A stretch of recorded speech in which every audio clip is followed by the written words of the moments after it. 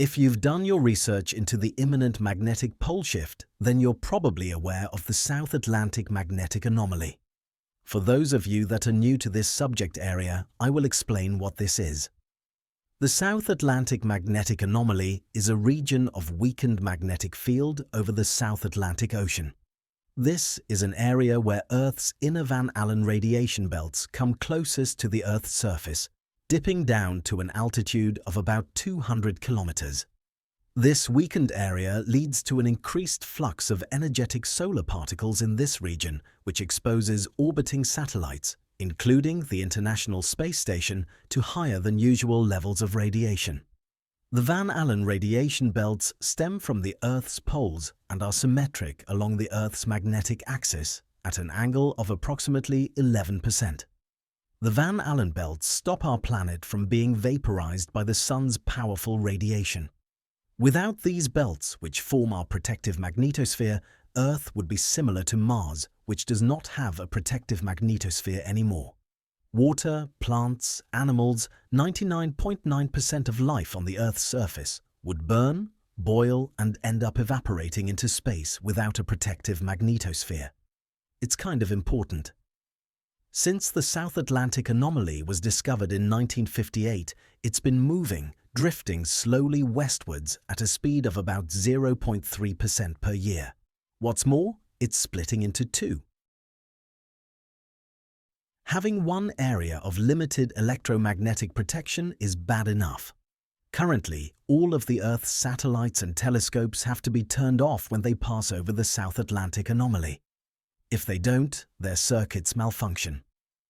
The same goes for the International Space Station. We know this from experience. One such casualty is Hitomi, Japan's most powerful X-ray observatory. The Skylab telescope, various satellites, computer equipment on the International Space Station, and space shuttle technology too. They were all affected while passing through this anomalous region. The expansion and separation of the South Atlantic Anomaly is due to the weakening of Earth's magnetic field. This happens in the lead-up to the magnetic pole shift. As the poles gradually move towards their new position, and this has already started, the magnetosphere weakens and inconsistencies such as this appear. The magnetosphere is already 20% down in magnetic protection since the 1800s, and is continuing to lose strength at a rate of approximately 5% per decade. Currently, the North Magnetic Pole is heading towards Siberia at a rate of around 60 kilometers per year, and the South Pole is heading towards an area off the west coast of Australia at a slower speed of 10 to 15 kilometers per year, but it is clearly accelerating. The speed of magnetic pole migration on both the North and South Poles is increasing, and it will get faster. Back in the 1980s, the North Pole was moving at around 8 kilometers per year. So you can see the signs, something big is going to happen. Have a look at my other videos for more information on this. The South Atlantic Anomaly is basically a symptom, a warning even, of significant planetary change that is about to happen, a magnetic pole excursion. A magnetic pole excursion is a cataclysmic event which is predicted to temporarily devastate the Earth's ecosystems and wipe out large swathes of the human and animal population. As mentioned previously, this anomaly is moving, expanding and evolving, splitting into two distinct regions. As the magnetosphere weakens further, the South Atlantic Anomaly will continue to grow and divide again and again.